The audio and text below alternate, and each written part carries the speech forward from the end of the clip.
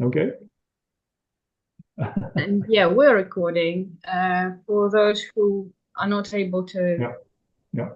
to be here Yeah. today. Yeah. So this is the second open seminar of the uh, Department of Linguistics in the State University for the Humanities in this season. And I'm very proud to present our speaker today, Johan van der Auwera, who is Professor Emeritus of General and English Linguistics at the University of Antwerp and is currently the president of the Association for Linguistic Typology. Uh, and well, I think that he will tell you what he's talking about in case that you're not familiar with the topic. Okay. Johan? Should I try? Thank you very much for being here. Thank you, Irina, for organizing this. Shall I now try to share it and see what happens?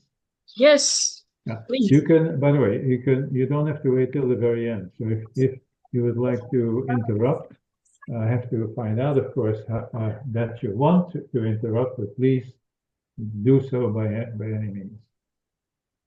Now I click on a certain button, and I click on another one. Share. Okay, now I want to show it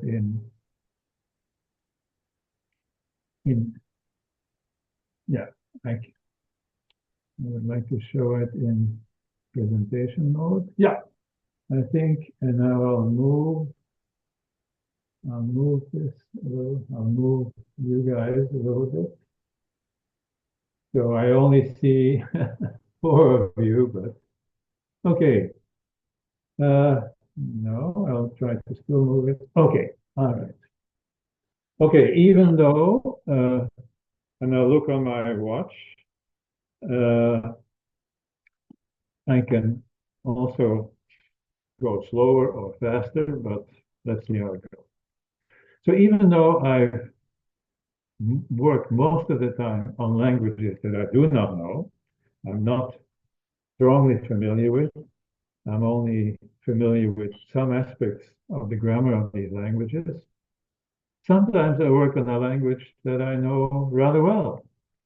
Uh, and the two activities are related. I try to profit from the language-specific work in the typological work and vice versa. So today's talk is nearly exclusively about a language that I know reasonably well, namely English. Now let's see whether I can move. Yes. And as you already saw the title, any, and it's free choice. Now, I assume that many of you know what the term refers to, and you probably also know that it's a version of that term. It was not actually the term free choice, but freedom of choice. Goes back 60 something years ago to Zeno Wendler, who you here see as a young man, a Hungarian linguist and philosopher who, by the way, spent some time in Holland and apparently learned Dutch as well before he moved to the States. And he wrote an article which then got published in some collected work about any. And this is a phrase which I'm not the first to use it. He thinks that the meaning of any uh, has many surprises or many interesting features. Okay, shall be it. This is another colleague of us. This is Jack Hoeksema, a Dutch colleague who from the north of Holland, or well, actually, technically it's no longer Holland, it's the Netherlands. Jack Hoeksema. So even though Vendler said 60 years ago, well, Annie is really interesting. Jack Hoeksema 15 years ago said, it has been studied so much. It is, of all polarity items, I assume that most of you know that term as well and what it refers to. It is the best studied, the best known even. So you may then wonder why I take half an hour to 3/4 of your time to talk about it even more. This is another colleague of us. This is originally an Indian lady who has been professor of linguistics forever in the States, in Yale. She worked on any as well. And 21 years ago, she wrote a paper on any. And she also noticed that it has been studied so much. And she said, perhaps I should provide some justification for yet another paper on any. That was 2004. I still try to move this thing. Okay. That was 2004. Yeah. Why doesn't it move? I'm stuck on my. There we go. I have to. Now I know which button to press. Now it's 2000 and well, when I myself worked on this, it was 2024. So presumably I need the justification as well. If she needed one in 20 years ago, and here's mine. I want to show that a few things went. Well, my words are a bit strong, perhaps, went wrong. That's what I think. And I will try to convince you that this is the case in the last 60 years, last 50 years. And where did they go wrong? They went wrong a bit with respect to the notion of negative polarity, I think, but primarily with respect to the term, the concept, the term and the concept, free choice. I'll try to show it. And then it's not just, I will not just talk about previous scholarship, I'll also give some elements of what is a new account. New does not mean entirely new, it's strongly connected to the last 50 years of research, but there is nevertheless, there are elements of novelty in my story. So first things first. So let's look at the map of Martin Hasselmat, also by now a while ago. There have been several attempts to improve it. That always means make it more complex. But for today's talk, and only for the introduction, by the way, this will be fine. And it's still a very excellent skeleton map of variation we find in indefinite pronouns. You see the term free choice there at the bottom. Here you see the map again, but now I added straight from Martin's book some in English indefinite pronouns, some, any, and no. A while ago, negative polarity really meant negation, aspects of negation. So what you see in green there, that used to be what people had in mind when they said there is positive polarity and there's negative polarity, and negative polarity is negation. But for a long time already, the term has been used for things which are not strictly speaking negative.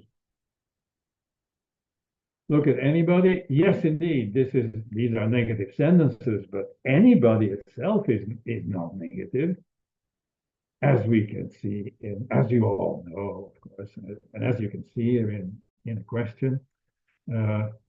Anybody. It has been called for a long time now negative polarity item, even though it's not negative. So it's a little bit silly then. Nobody does that, but let me take this to an extreme.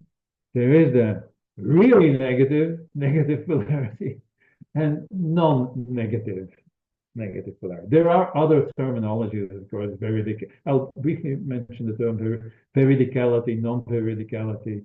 There's also the term affective modality, polarity rather. But okay, so but we're still not at free choice. Free choice, however you feel about the employment, the use of the term negative polarity or veridicality, free choice seems to be something else, as in the blue example. It's not in the blue example, we're not dealing with a question. It's not a conditional. It's not a negative sentence. It's an affirmative sentence with special properties, of course. There is a modal there. It's possibly, you may want to call it generic. Okay, that's since a good many years, 50 years roughly, this is what people have in mind when they talk about free choice. This is a little tricky, and I will not say much about it at all today. So he sings better than anybody else. There are different types of comparatives, and all or some of them are perhaps also free choice or not. But this is not the topic of today's half an hour. What is the topic for the beginning, at least? Yeah, and for all of it. It's the distinction that people make between free choice, on the other hand, and this wider, extended notion of negative polarity. And one question that people have worked on is it the same, any, in this case, anybody, but of course goes for anything as well, or the determiner any, is it the same? Are there actually two anys? Perhaps there are three anys or four anys, but usually, nearly always, people have only talked about two anys. Free choice on the one hand, and the other ones on the other hand. The negative polarity any, or versus the free choice any. Somebody who has surveyed the literature and also taken up a position on this is somebody who has worked all his life on negation and continues to do so. I've also worked part of my life on negation, but Larry Horn, well, in his doctoral thesis half a century ago up to today, and 20 years ago and 25 years ago, he surveyed, he wrote 3 overlapping papers on exactly that question. How many anys are there? And he surveyed the literature. He also says that this is a perennial debate. This is a debate that is going on for a long time. So what I'll do now in the next 10 minutes, I will redo the survey of Larry Horn. I will also look at what happened after Horn 2000 and 2005, and then, then I'll tell you what I think about it, what my conclusions of the survey. Okay, this is Larry Horn 2000 and 2005. He says there are basically, no, he says there are two, I refine it. When I redid the classification, I come up with 4 groups. Larry Horn basically only has 2 groups. One is, as you see on the left-hand corner, any is ambiguous. There are, honestly speaking, 2 any. Then there is a view on the right-hand side. There is only 1 any. That's called the univocal hypothesis.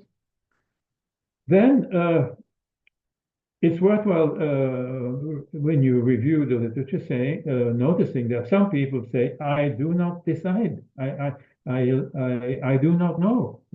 Larry Horn himself implicitly in his doctoral dissertation and a few others.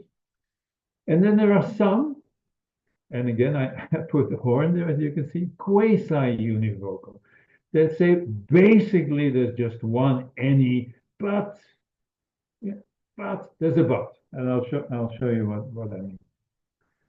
Is it perennial? Has it been? Well, it's correct that Larry Horn went back to the middle of the 19th century and briefly discussed the debate by 2 English gentlemen. One says that we can now interpret as saying there's only 1 any, and the other one we can now say, interpret as saying there are two enemies. That's correct. So in the 1860s, there was a debate. But then there was no debate for the longest time. If people discuss this, and this list, these are, I restrict myself to the papers and publications that Larry Horn referred to. If I add descriptive grammars of English, you will see that this is also not an issue. There is just one enemy. So until the 60s, if people discussed it, they assumed, probably not so much argue for it, that there's only one enemy. But then generative grammar happened, and there is a position argued for in the 60s, 70s, and 80s that there really are two enemies. And the main figure, the very important person in that debate is William Bill Ladislaw in his doctoral thesis, later also a book, that really says there are two enemies. He calls one of them a polarity sensitive enemy, and the other one, and here's the first occurrence of technically what is literally the literal phrase free choice. The other one is the free choice enemy. Now there are two things that are a little suspicious here, in retrospect, of course. Bill Ladislaw's work is very important and very, very clever and so on, but nevertheless, in retrospect, I can see two problems. He is responsible for calling as in anybody can see that, free choice. But in his doctoral dissertation, in his book, he tells the reader, I have nothing to say about this. I'm not going to work on this. My book, my dissertation is entirely about the other one. And I put the other one between brackets, though I give it a name, free choice. So when later linguists use the term free choice, they don't always realize that this was an ad hoc label saying, this is not what my book is all about. That's one thing that is a little strange. And the other thing is that he refers to Fendler, 1967, that's the book in which he includes his 1962 paper. Fendler uses freedom of choice, which is the inspiration for Ladislaw, but for Fendler, the any of negatives, the any of conditionals, the any of questions, any means refers to freedom of choice. I will come back to this, of course, but here's the basic fact, not just that Ladislaw uses the term and does not study what he uses the term for, but he uses the term in a way that was not intended by Fendler. Of course, Fendler could be wrong, or Ladislaw could be wrong, but what is nevertheless suspicious is that you would think that he uses the term in the same way as Fendler, and that is not the case. Okay. What happened? Yes, let me give you an example of a quasi-univocal use. So this is somebody who says, there's really only one any, but, Larry Horn himself, let me read it. On this view, any is, in red, a hedge, more or less always an indefinite plus, whose use is bound up, hedge number 2, with what? With some aspect, hedge number 3, of the hearer's free choice, blah, blah, blah, blah, blah. So Larry Horn says it's free choice, well, more or less always, well, it's bound up with what? With some aspect. So you see this is almost an undecided, or with 3 hedges, you don't deserve to be called a univocalist. Okay. What happened in the last 20 years? Most people as you can see here, went for the univocal hypothesis, really only one any. Most people have made up their mind by now. There was a bigger group of people, of linguist colleagues who said, we defer our judgment. There is only one, well, maybe, of course, this is, I do not claim to have read everything, though a fair amount of things. There's only one clear position that said there are really two any's. The thing is ambiguous. But there's a newcomer. There is an important linguist, Anastasia Giannakido, who says it's, I don't care. Let me give you that example. Let me give a quote. She basically says, I think there's only one any. But, you see there in the second line of my quote, one can, of course, still argue that there are two indefinite any's, one free choice and one the other, blah, blah, blah, blah, blah, blah. And all of this may be harmless, and it may be a harmless, relatively harmless, or perhaps even trivial terminological issue. So that's a new view, saying that perhaps it's not a real issue. Here you see my reinterpretation of the classification by Larry Horn on the top, on the left. At the bottom, you see what happened after in the last 20 years. And I think you can see that the univocal view is now the majority view. So people try to argue, not just assume without an argument, usually, but with an argument, trying to convince colleagues that there really is only one, that there is something that has one meaning and one explains the apparent differences. Of course, the fact that I think it is really a fact. The fact that it's the winner now doesn't mean that it's correct. Although one has a suspicion it's probably correct. And another problem is there are different ways, of course, different ways to argue that there's only really one any. What are these views? I will now survey these views, the views that there is only one any. And there are three families. One is any is like every, like a university, but it's a little different. It's a little special. The second view is any is like some, but it's a little special. And the third one is any is really special. It's not, it's sufficiently different from all and every, it's sufficiently different from some, it's special. Okay.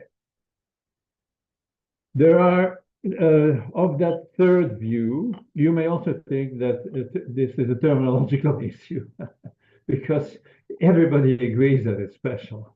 And basically, everybody also agrees it's similar to a universal quantifier. It's similar to an existential quantifier, but it's special. So feel free to think that the difference between these three views is largely a terminological matter. Okay, so we all agree that it's special. Then there are different views of trying to argue, building a theory, building an analysis, sometimes a very formal analysis, by showing how it is special. And there are at least 4 ways. One is simply saying that it's a free choice element. Exactly that term, free choice, that you can freely choose. In the reference of the noun phrase that is evoked by any, by the pronoun or the noun phrase. It's not like all, and it's not like some. This element, it's this free choiceness. Since free choice, in the Fendler sense, is no longer used so much. They use it in the Larisal sense, where you think that it really only goes for anybody can understand that, or any owl eats mice.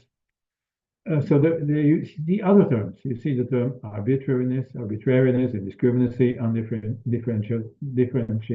undifferential choice. These are terms for capturing the one common meaning of any, because the term free choice is in the latter sense restricted for just one use.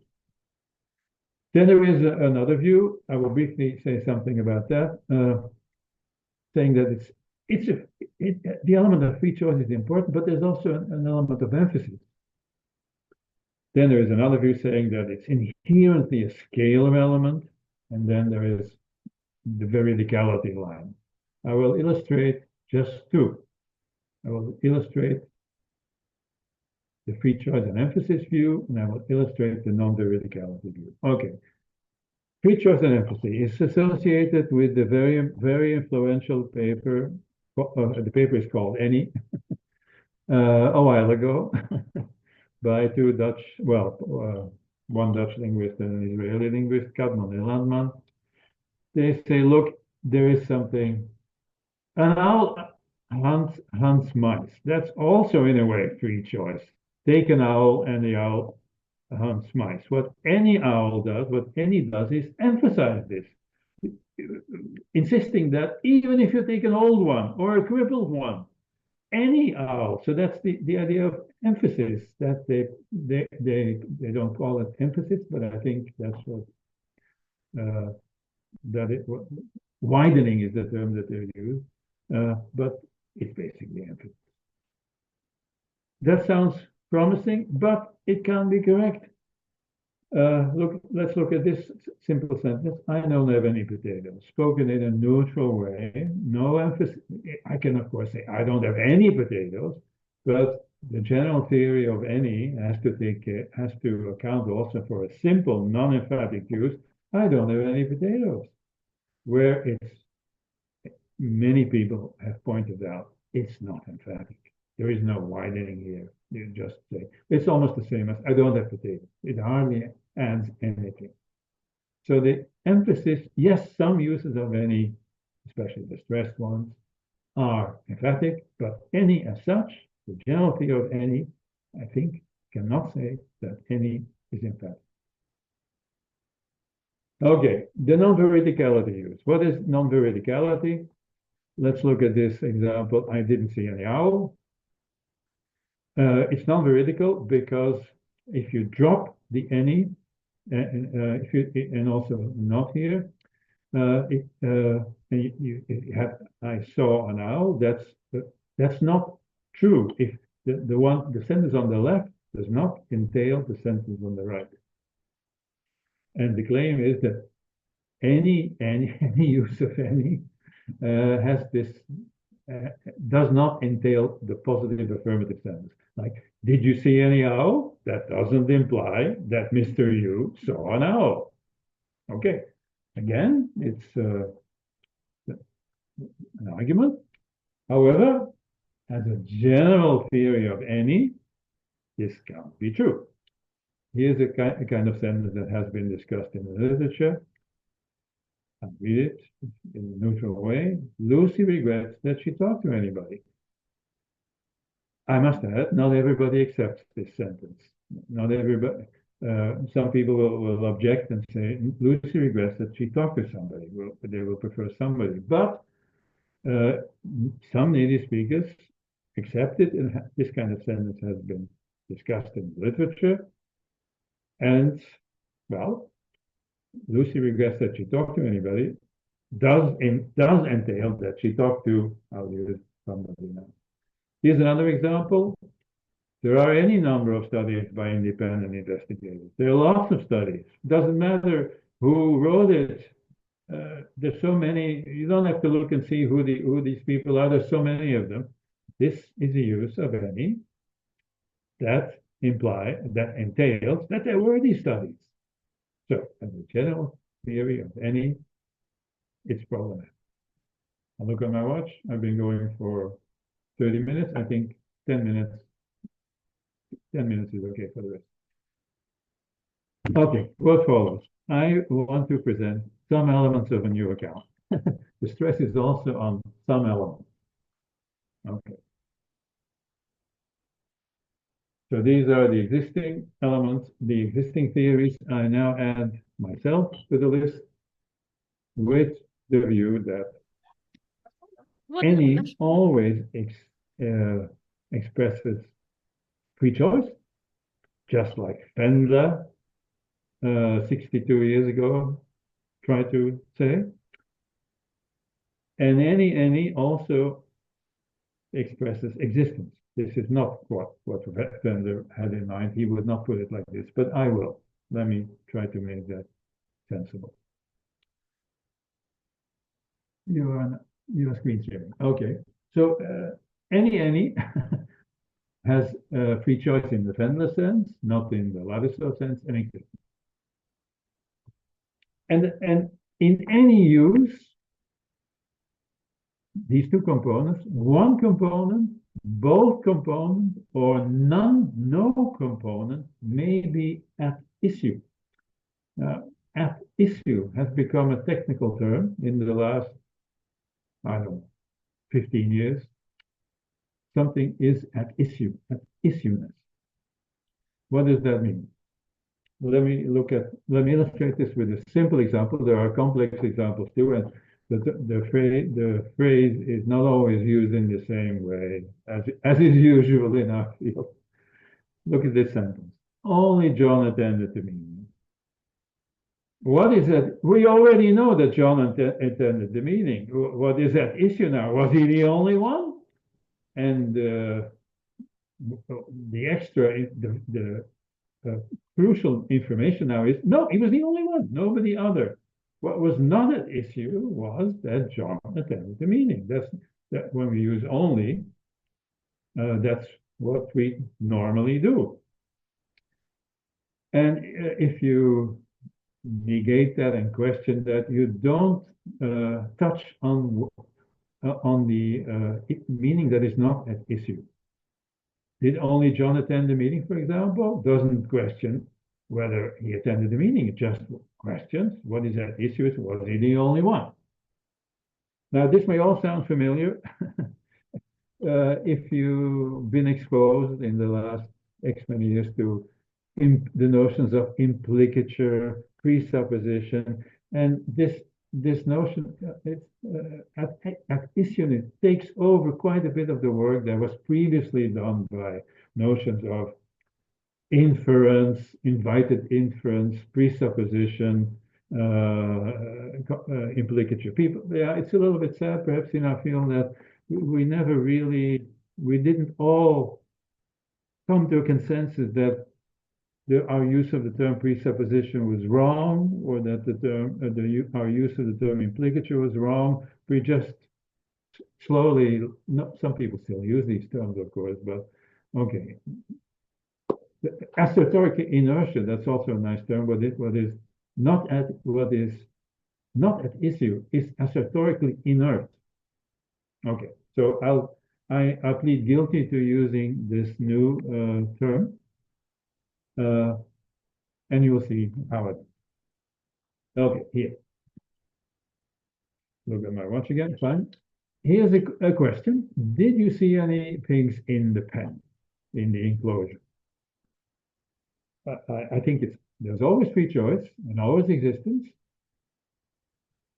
But at each use, one, both, or none of these two elements could be at issue. Look at this. What is at issue is, were there any? Did you see pigs? Were there pigs? What is not at issue is free choice. You can ask any animal in the pen, are you a pig, so to speak? You can, you have a free choice to look in every corner of your enclosure of your pen, in every, under every stone, and check, totally free choice in finding out whether they're pigs or not. Because what is at issue is Did you see any? Okay. So free choice is there, but it's not an issue. I will each time illustrate each of these. I will illustrate, I give 4 illustrations. Now I give an illustration of existence is not an issue. Any owl eats mice. Surely we all agree that there are owls, otherwise why talk about it? So existence is not an issue. It's the free choice. Is it really true that anyone you might choose, pick, look at is a mouse eater? So what is at issue in some uses of any is free choice. Look at this. A special use, not hardly studied, by the way, in the literature on any, even though the literature is voluminous. There are any studies of independent investigations. This almost means many, because it doesn't matter who has written it. It almost doesn't matter. There's so many of them. So what you say that there, first of all, you say that there are these studies. That's an issue. Are there studies? Yes, there are any of them, and there are many of them. Many and any sound alike, and that's the extra meaning of this free choice use. I'm not saying that saying that something is free choice as well as existence exhausts the meaning. There's an extra meaning here, many. But anyway, both elements, I think, here, in my intuition, are at issue. And here, the final example.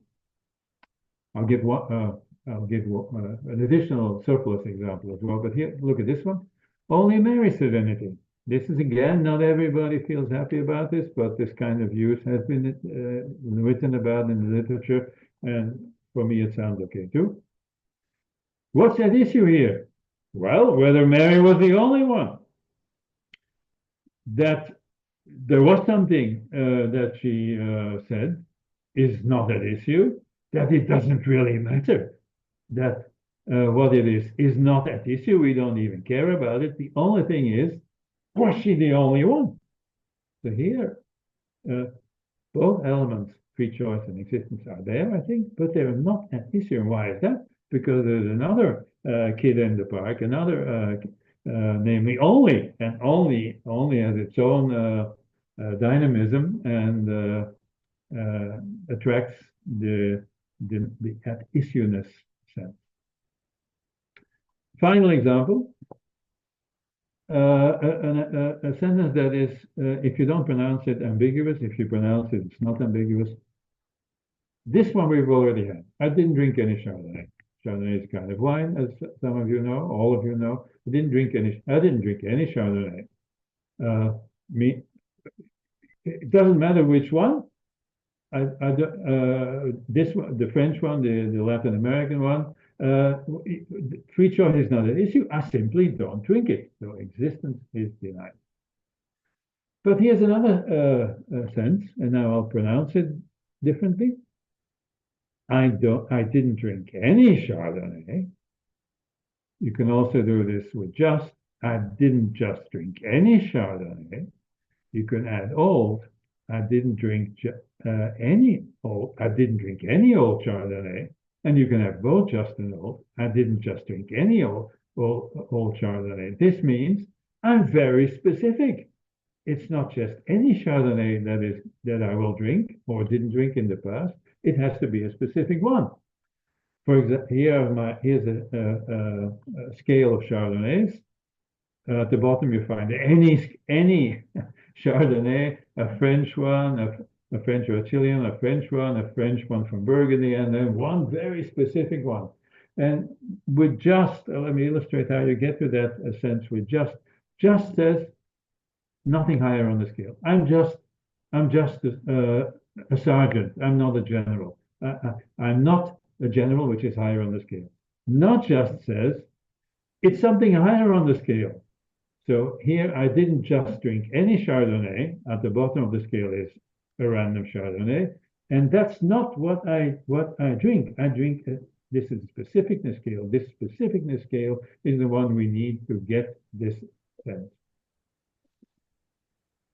Conclusion, these new elements, these elements of a new account, give any a core meaning.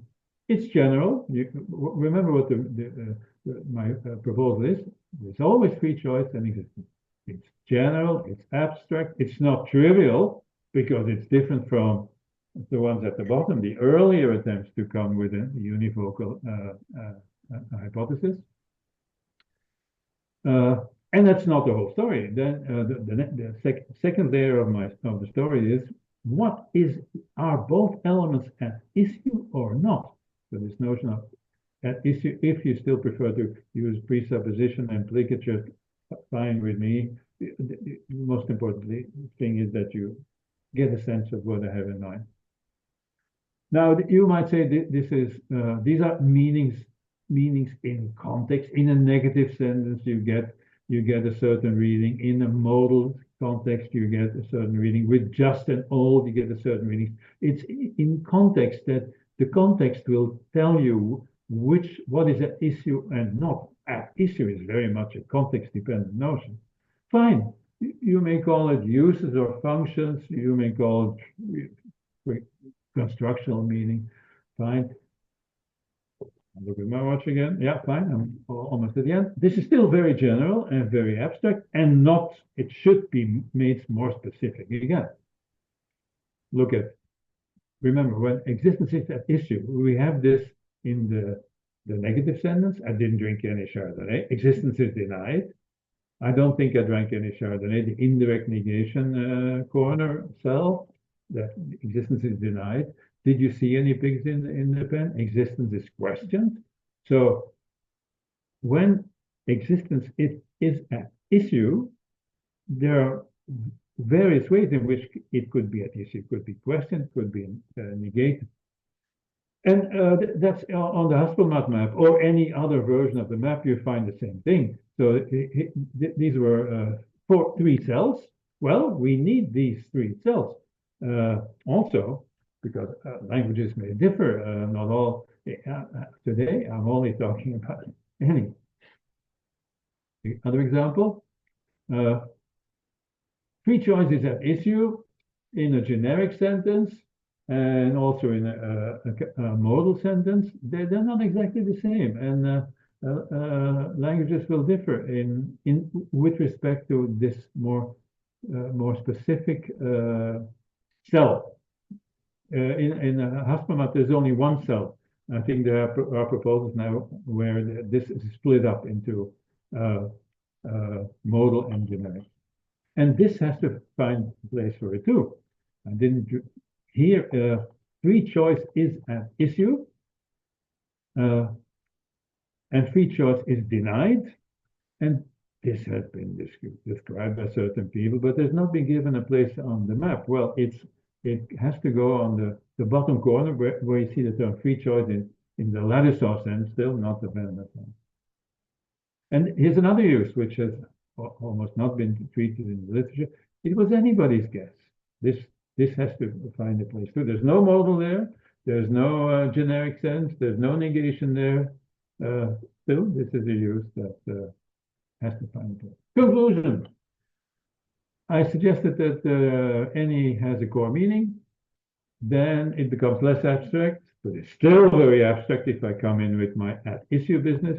But then you have to be more specific still, which is like in the literature.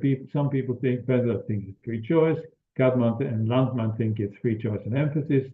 Scalarity, that's Haspelmath himself and other people. Non-veridicality, Anastasio, they all come up with one core meaning. And then they split it up, usually between negative polarity and free choice. I'd split it up in 4 categories. And then they have many more cells, and so do I have them. This was only English any. Dutch enig, etymologically the same, is a little bit different. Irgendjemand in German is diachronically different and synchronically different as well. Qui ce soit, etc., etc., etc. So what Haspelmath has done admirably in his book can be has to be redone, I think, with respect in such a framework. And as I know very well, there have been other adjustments to the map. So in a better world, we would share a glass, Chardonnay perhaps. And if you're not tired of this business, you can read the paper. You can read 14,000 words on this. It got published at the end of last year. Actually, maybe only, for me, it was already visible on the web at the end of last year. It came in, it was made open to the world, I think, only a few days ago. So the whole story is in this Lithuanian journal. Thank you very much. Thank you. It was an interesting talk. Do we have any questions? No, Yeah, I cannot see all of you, but I can see, yeah. Philip, you can ask your question. All ears. Oh yeah, thanks. Thank you so much for your talk. Very interesting. Yeah, I believe a very succinct analysis.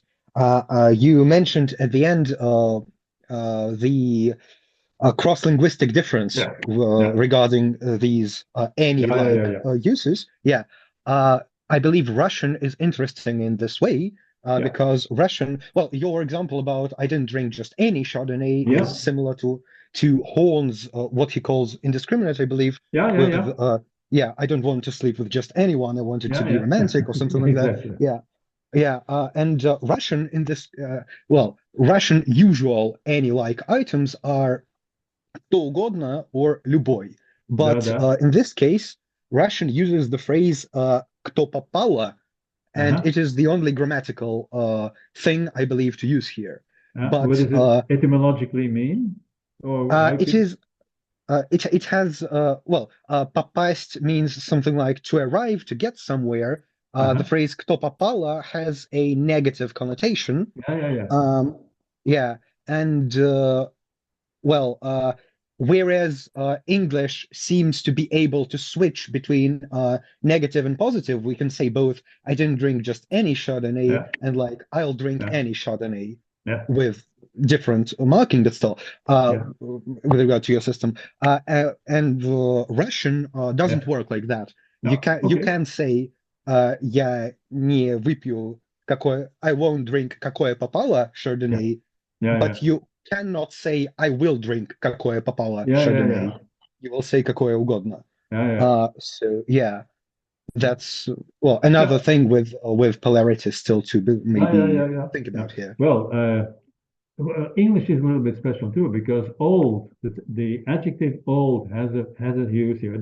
I don't drink just any old Chardonnay. So old has a special use here as well. And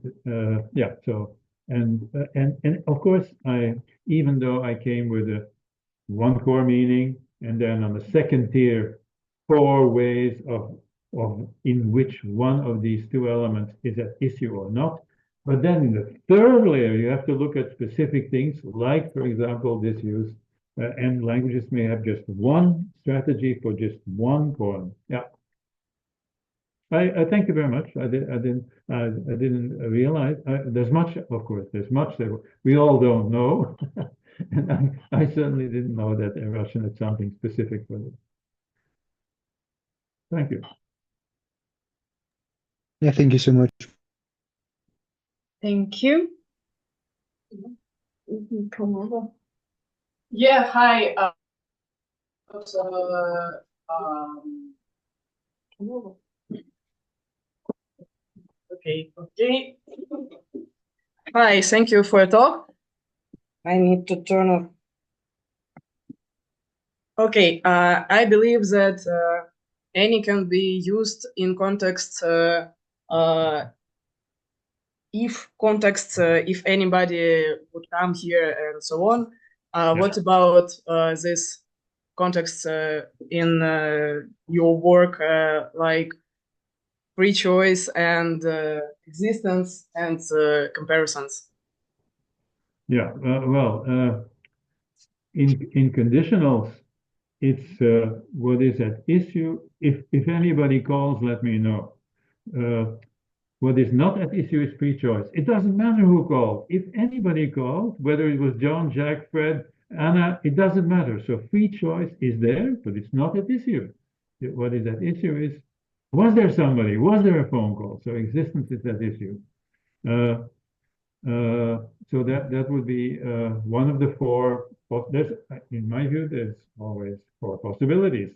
There are two components, and one or more can be an issue, or none can be an issue. So I think that it's clear that existence is at issue, free choice is not an issue. And I personally regret very much that the insight of Pendler, 1962, was disregarded by the later literature, by Ladislaw in particular, who, well, I can't blame him for all the sins of Israel, but I rather blame the people after Ladislaw who took his view that free choice should really only refer to one use, namely anybody can do that, or any owl eats mice. Okay, then the comparative. I think comparative is very much like free choice in the Ladislaw sense, in the more restricted sense. She sings better than anybody else. It doesn't matter who you let sing, who you force to sing. She is always better than another person. That doesn't mean, it so happens that I'm now working on Dravidian languages, on South Dravidian languages. It doesn't mean that in this particular case that the Haspel map is right. Namely that on the Haspel map, the comparative is between conditional and free choice in the Ladislaw sense. Well, in the South Dravidian languages, you cannot use something like any for comparative. You have to use the universal quantifier, which makes sense. She sings better than everybody else. That's in English, you can do that too. She sings better than everybody else. It's perfectly fine. Well, in the South Dravidian languages, that's the only strategy you can. In some, I know there are too many Dravidian languages. I work on 4 or 5 together with an Indian colleague. Comparative in a language like English, any can be used for conditionals, can be used in the Ladislaw free choice corner, and in between as well. The map is correct for English, but universally, or at least some Dravidian languages are an exception. Anyway, this is a small detail about, because you asked about the comparative. The comparative is a little tricky. And for other thank you so reasons, much. Thank you. Yeah. For other reasons, it's also tricky, but it doesn't matter. Okay, we have a question in the chat. Yeah. Should I read it aloud? I think I should. Do you have any thoughts on grammaticalized expressions with any, like anyhow or anyway? Yes. It doesn't seem directly related to the topic, but I'm interested. Yeah. It says. Okay. Yes. I said yes, but actually I should have said no. I don't have any. I have not given any thought on these expressions or on their discourse uses, but I assume, well, a strong assumption that they're strongly related. But I have not indeed. So I could have made that clear from the beginning. This was a talk about any with noun phrases or any in pronouns. Although it's an interesting topic for future research by anybody, to see how the phrases anyhow, the adverbial use anymore, and as some of you may know, anymore. This is something I worked on 30 years ago. Anymore is a phrasal adverb like already, no longer, not anymore. But in American English, anymore is now also functioning as up to now in a non-negative polarity context. So at least anymore is doing something special, and I think anyhow, anyway, with their discourse functions are doing something special too. But I have nothing on that. Okay, thank you. And we have a question from Denis Pisarenko. Okay. Thank you a lot for the talk. I have a rather short question. How does the analysis based on to possible components like existence and free choice explain the very unacceptability of any in episodic declarative contexts? Like why cannot, like, can they explain this way why John bought like why we cannot tutor John bought any book? And well, I hope that the idea that any has to express free choice solves the problem. In I bought any book. Oh, yeah, you can imagine. Okay, yes. I think I was going to say I hope that solves the problem, but why can't you use it? Existence. I bought any book. I bought a book, and it doesn't matter which one. Yeah. Okay. I have to think more about it. So there should be a language where you can use any. To say it doesn't matter which book, but I bought it. I bought any book. Yeah. Well, this is you phrase it as a simple question, but I think it's an important question. I have not given this sufficient thought. Yeah. So if I took it correctly, it boils down to the idea that that it's some kind of a presupposition failure that somebody can buy just any book in the world, and this domain should be somehow restricted, right? Yeah. Yeah. Okay. Thank you. Thank you. Yeah.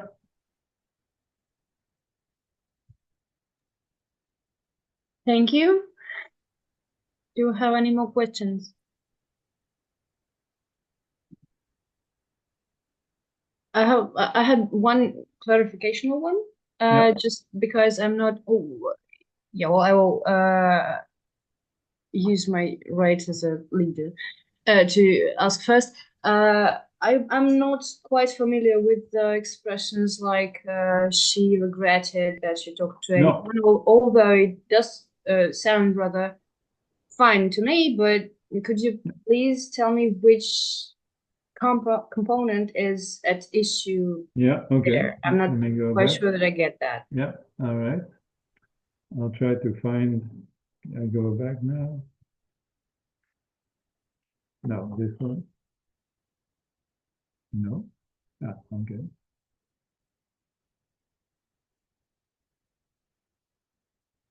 Where is it?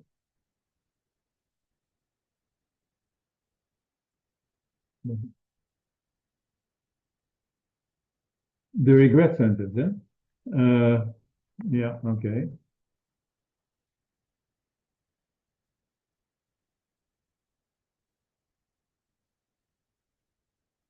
No.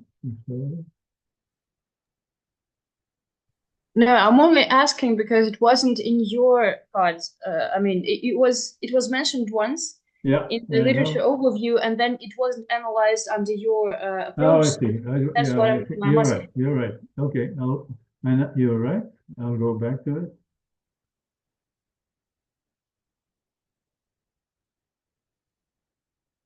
There. You mean this one?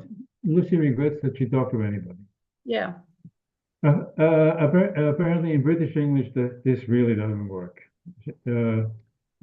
Lucy regrets that she talked to anybody. But this kind of structure with a verb like regret has been discussed. The name that jumps to mind is Anastasia Giannakidou, who is herself not a native speaker, but she she works in the States, lived there all her life, and she will get corrected if she says nonsense. So her name is strongly associated with this kind of construction. Her idea is the positive affirmative sentence fragment should be true, should not be true. So I didn't see any owl. Lo and behold, I saw an owl is false. So any has that sort of effect, that if you the positive affirmative version of it is false. However, with Lucy regrets that she talked to anybody, the positive affirmative version of that sentence is correct. When you regret something that you hold to be true. So when Lucy regrets that she talked to somebody, anybody, it's true. She talked to somebody. So what you see there in red, non-veridicality and veridicality bleaching. She admits in her work, it's not true that any is non-veridical. There are also some veridical clauses, sentences, and then the whole business with veridicality is bleached. So it's most any's are non-veridical, but some are veridical.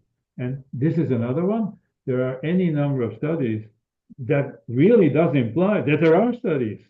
Yeah, so, okay, yes. The second one was actually in your analysis. I was asking a simple question. Where is the sentence about Lucy placed in your edition? Okay, yes. I mean, which way? I mean, it's obvious that free choice is not at issue here. And existence is not an issue either. What the point of the sentence is that Lucy regrets it. No, nothing. Just like they're there, so but they're not an issue. Just like this one. Only I try to find it. No, I have to go back, I think. No, you skipped the only part, but yeah, just like only. So is the fourth one, right?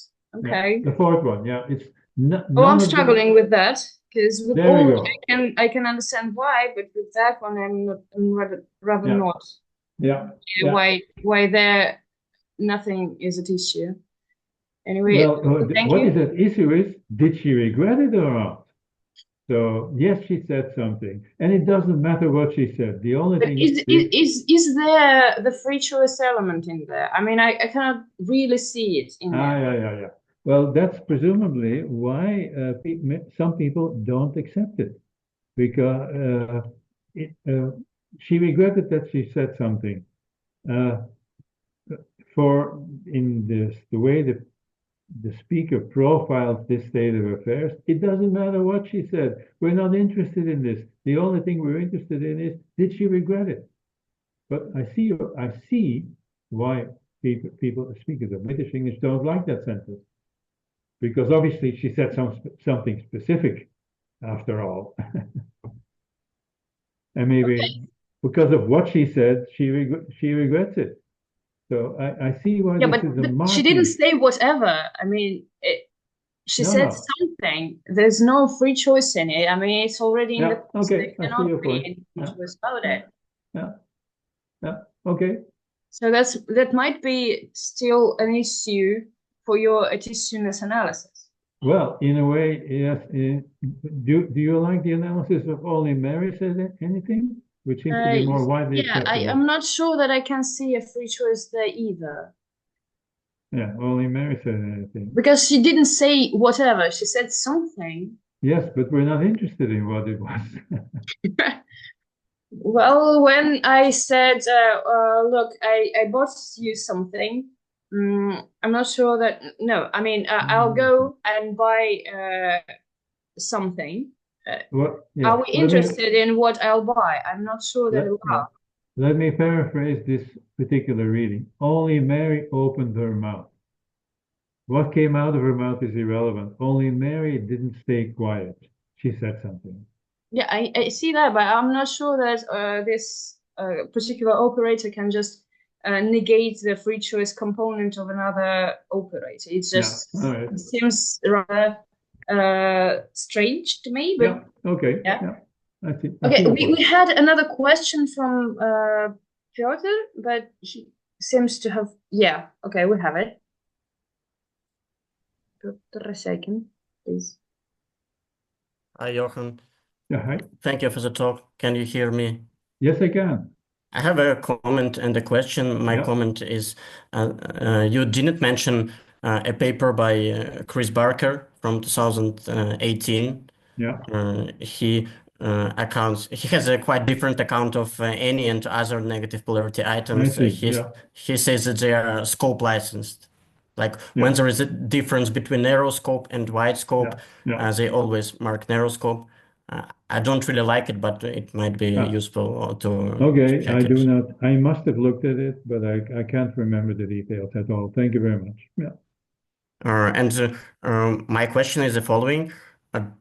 Are there any other examples of items outside of indefinite domain which have like two components? For example, a free choice and existence A and B, and they can freely foreground either A or B, because for me it's very unfamiliar, and I cannot think of any other items like this. Neither can I. But that there are two elements. For only, there is existence and exclusivity. Only I like only wine.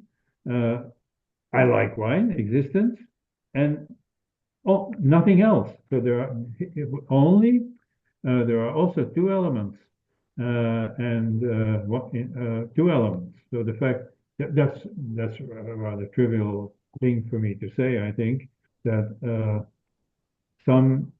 it makes sense for some lexical items to say that there are two components. So there could be more components, of course, but for only two, there are clearly two important components, just like for any, but different. Yes, but my point is that in your account, you can freely foreground either of these two. You can depend in the context. The context. Yes. Yeah.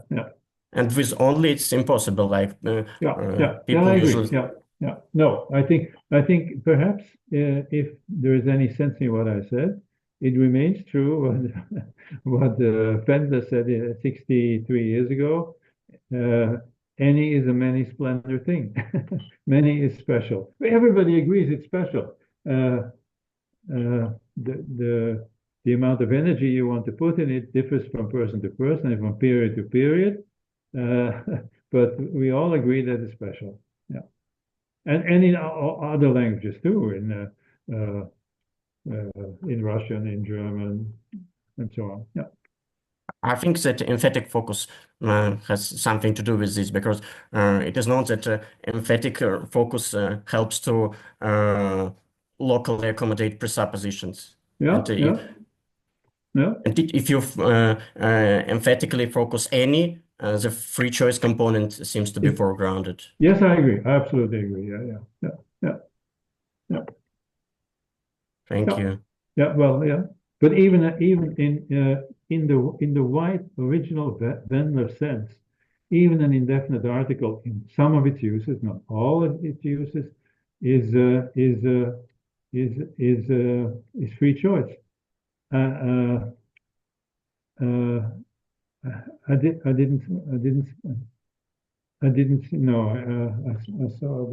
I saw. If I may, yeah. It seems that emphatic isn't a little bit too strong an expression to say say anything about the any.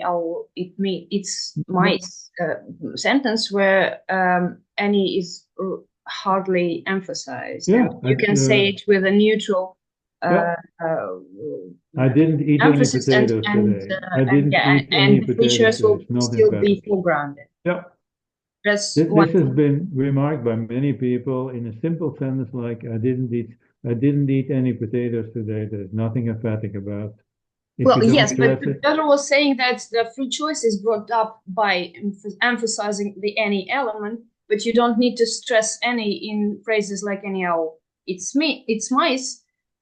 I'm trying to say that it's meat somehow. But anyway, so when you say anyhow, it's mice, you're not emphasizing any, it's just there, and you don't need to stress it extra. No. Bring out the there, choice. So I'm not quite agreeing with that one. I'm also a little bit, well, I wanted to add that maybe operators with the complicated semantics with two components, one of which is either brought up or not, might be found somewhere in another field that you've been working on, which is spatial polarity. They are, well, they are complex. They have two components in it. Yeah, that's correct. The existence or non-existence of the change is one, and the other one is either it is on schedule or not. And in any language that allows for the neutral reading and the late or early reading, I'm guessing that depending on the context, it will be brought up or not. I'm not sure. I think that it is. I just think that Perver has a very good point here. And if your analysis needs a better foundation, meaning to show that it is not an only thing that acts that way, maybe it has popularity. Somewhere you can look for elements with similar way of behavior. Yeah. Okay. Yeah. Nice line of thought. Yeah. Okay.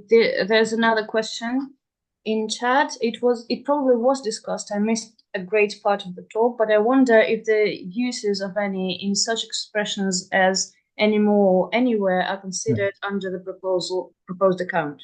No, I didn't. I specifically exclude it, not because I don't like it, but because whatever I try to say now is already rather long for one paper. So I did not think didn't give it any thought, any serious thought, regrettably, but yeah. Okay. Are there any questions more? Any more questions? Any more comments?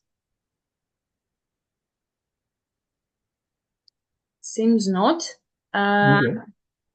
So thank you very much again. Yeah, thank you very much. I will now look at the other screen and look at all of you. We'll have a round of applause, which is now by emoji. Not necessary. Thanks a lot for everyone who came. Thank you, Johan, again for agreeing to talk. With pleasure. I also thank you for spending 1 hour of your lives here in a virtual reality. And for those students of our linguistics department, I would use this opportunity to point out that we are actually having a working group on indefinite pronouns held in the university. And if you're interested at all, please contact me. We will have job for you. We will have tasks to assign to people, and we have little people. Few, I think that is the right word. But yeah, so please take an interest in indefinite pronouns. They are wonderful to look at. Just contact us if you have any further questions. And I will, Johan, I will ask you to send me the presentation. Yeah, okay. I can share it with everyone. Thank you. Thanks a lot again, and we'll probably see you in a while, all of you, on the next seminar, and Johan on the next meeting of our group. Okay, excellent. Thank you very much again. Thank you. Bye-bye. Have a good evening. Bye-bye.